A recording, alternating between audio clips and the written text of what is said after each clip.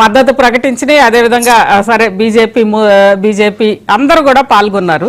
ఏంటి అసలు ఇంకా అడ్డెవరు? ఈరోజు ఒకవేళ రిజర్వేషన్ బిల్ ఆమోదం పొందలేదు, రిజర్వేషన్ బిల్ ఆమోదం పొందకపోయినా పార్టీలు అన్నీ కూడా ఎన్నికల్లో పోటీ చేసే పార్టీలు, ఎన్నికల్లో పోటీ చేయని పార్టీలు అందరూ కూడా దీనికి మద్దతు ఇచ్చినప్పుడు రేపు పార్టీలు తమ ఇంటర్నల్ గా ఈ 42% రిజర్వేషన్ అమలు చేయొచ్చు కదా. ఏంటి ఏమంటారు?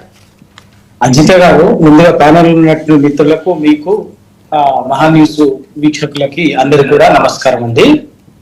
ఇప్పుడు సరే సోదరుడు, ఇప్పుడు మనోడు చరణ్ కౌశిక్ మిత్రుడు మాట్లాడిన దాంట్లో వాళ్ళ 42% రిజర్వేషన్లు స్థానిక సంస్థల్లో బీసీలకు అన్నది వాళ్ళ బీఆర్ఎస్ పార్టీ సంపూర్ణంగా మద్దతు ఇచ్చింది, సహకరించింది.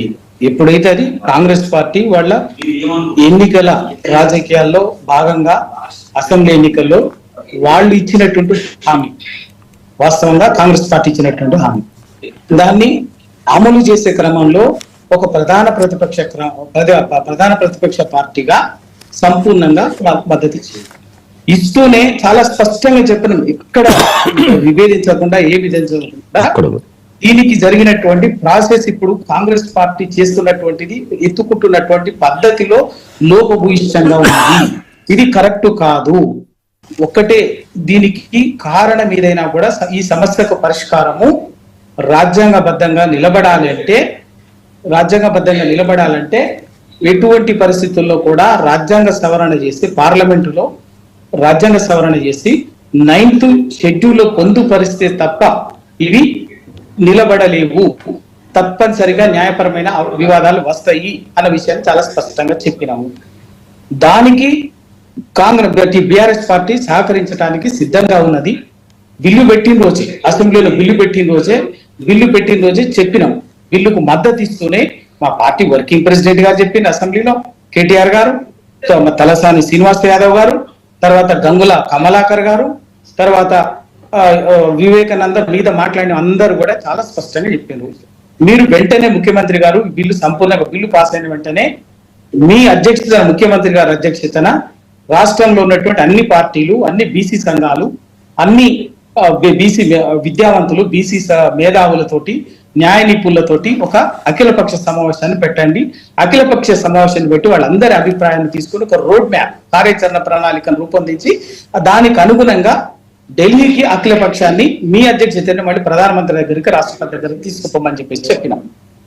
మేము దానికి సంపూర్ణంగా సహకరించడానికి సిద్ధంగా ఉన్నామని కూడా చెప్పినాం.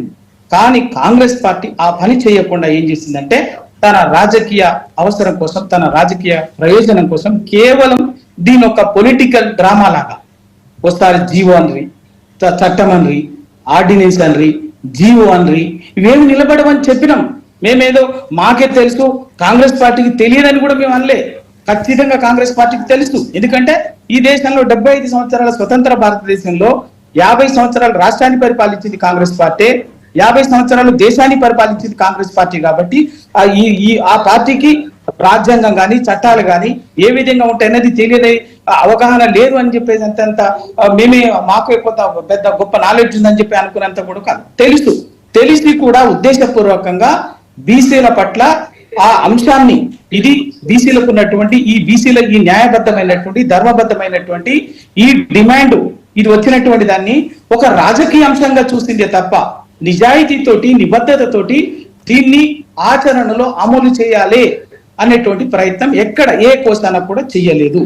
ఇవాళ కనీసం ఎందుకంటే మేము చెప్పిందే కదా, మొదటి నుంచి చెప్తున్నాం కదా, హైకోర్టులో అదే జరిగింది కదా, సుప్రీంకోర్టులో అదే జరిగింది కదా, ఎట్లా నిలబడుతుందండి? తెలియదా మనకు కూడా? ప్రాథమికంగా కూడా అజిత గారు మీకు తెలియదా? కానీ రవి గారు, మరి 2018లో ఆ రోజు బీఆర్ఎస్ గవర్నమెంట్ ముస్లిం రిజర్వేషన్స్ కు సంబంధించి బీసీ రిజర్వేషన్స్ లో ఇన్క్లూడ్ చేసినప్పుడు ఆ రోజు బీఆర్ఎస్ ప్రభుత్వానికి తెలియదా అది నిలబడదని? ఇంకోటి కూడా ఏంటంటే 2018లో బీసీ రిజర్వేషన్లని తగ్గించింది బీఆర్ఎస్ పార్టీ అని చెప్పేసి జనరల్గా అందరూ, ఇందాక మీరు కూడా మాట్లాడారు. తగ్గించడం కాదు, అందులోనే ఇంక్లూడ్ చేయడం ద్వారా ఎంత తప్పుడు వ్యాఖ్య అది. ఆ రోజు 2018లో వాస్తవమే, 2018లో తగ్గింది నిజం, కానీ కారణం ఏందనేది ఇంపార్టెంట్ కదా. ఎప్పుడండి అసలు వీటన్నిటికీ పునాది రిజర్వేషన్ల 50% గరిష్ట పరిమితికి 1993 ఇందిరా సహాని కేసు.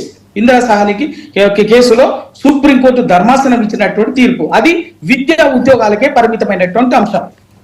అది ఆ తర్వాత తెలంగాణ రాష్ట్రంలో అంటే ఉమ్మడి ఆంధ్రప్రదేశ్ లోనే 34% రిజర్వేషన్లు కూడా అమలయ్యాయి. ఎప్పుడు సమస్య వచ్చింది స్థానిక సంస్థల రిజర్వేషన్ల అంశానికి? 2010లో కర్ణాటక కృష్ణమూర్తి వర్సెస్ కర్ణాటక ఇష్యూలో సుప్రీంకోర్టు ఇచ్చినటువంటిది. తర్వాత కిషన్ గవాలి విషయంలో వచ్చినటువంటి తీర్పుల తీర్పుల్లో ఏమైంది? స్థానిక సంస్థలకు కూడా 50% గరిష్ట పరిమితి అన్నటువంటి నిబంధన తీర్పు వచ్చింది. 2010లో వచ్చింది. అప్పుడు ఇచ్చింది ఏంటిదండి? ట్రిపుల్ టెస్ట్ అన్నది అప్పుడే కదా వచ్చింది. ట్రిపుల్ టెస్ట్ రాజ్యాంగంలో ఆర్టికల్ 243 ప్రకారంగా బీసీలకు రిజర్వేషన్లు స్థానిక సంస్థలకు కల్పించుకునే అధికారము రాష్ట్ర ప్రభుత్వాలకు ఉన్నది. కానీ దేనికి లోబడి? ట్రిపుల్ టెస్ట్ అని చెప్పేసి చెప్పింది సుప్రీంకోర్టు ఈ కేసులో 2010లో చెప్పింది. ఏమైనా ట్రిపుల్ టెస్ట్ అంటే ఏంటండి? First dedicated commission. చాలా మంది ట్రిపుల్ టెస్ట్ అంటున్నారు, కానీ ఏం ట్రిపుల్ టెస్ట్ అనేది చెప్తలేదు. ఫస్ట్ ట్రిపుల్ టెస్ట్ లో first point dedicated commission, second point empirical data, third point 50% cap. ఇది అబద్ధమా? ఆ రోజు సుప్రీంకోర్టు ఇచ్చినటువంటి తీర్పు. ఆ తీర్పు ఇచ్చిన రోజు కేంద్రంలో అధికారంలో ఉన్న పార్టీ ఏదండి? కాంగ్రెస్ పార్టీ కాదా? రాష్ట్రంలో అధికారంలో ఉన్న పార్టీ ఏదండి? కాంగ్రెస్ పార్టీ కాదా? మరి ఆ రోజు కాంగ్రెస్ పార్టీ అదే సుప్రీంకోర్టులో ఇచ్చినటువంటి తీర్పుని, 2010లో ఇచ్చినటువంటి తీర్పుని స్థానిక సంస్థలకి ఇది వర్తించడానికి లేదు అని చెప్పేసి వాదించినా అయిపోయేది. లేదా ఇది ఎప్పటికైనా ధర్మం కాదు, న్యాయం కాదు, బీసీలకు చట్టసభల్లో లేవు, ఎట్లాగో లేవు కాబట్టి స్థానిక సంస్థల్లోనైనా 42 అక్కడ స్థానిక ప్రభుత్వాలు ఆయా రాష్ట్ర ప్రభుత్వాలు వాళ్ళు ఆశించినట్టుగా వాళ్ళ డిమాండ్ స్థానిక పరిస్థితులకు అనుగుణంగా రిజర్వేషన్ ఇచ్చుకునే వెసులుబాటుకు ఈ 50% సీలింగ్ అనేది అడ్డంకిగా ఉంటుంది. కాబట్టి దీన్ని పార్లమెంట్ లో పెట్టి రాజ్యాంగ సవరణ చేసి ఈ నిబంధన తొలగిద్దామని చెప్పేసి ఆ రోజు కాంగ్రెస్ పార్టీ చేస్తుండాలి. మరి ఎందుకు చేయలేదు? మరి అది ఆ రోజు కాంగ్రెస్ పార్టీ ఇలా మాట్లాడుతుంది.